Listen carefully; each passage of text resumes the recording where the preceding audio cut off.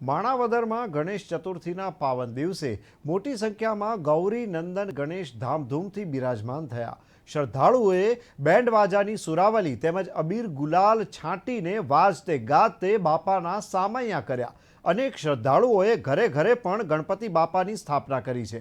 છેલ્લા કેટલાક દિવસોથી ચાલતી તૈયારી સાથે માણાવદર શહેરમાં વિવિધ વિસ્તારોમાં ઊભા કરાયેલા પંડાલોમાં ધામધૂમથી ગણેશજીની સ્થાપના કરી ગણપતિ મહોત્સવનો પ્રારંભ કરવામાં આવ્યો હતો।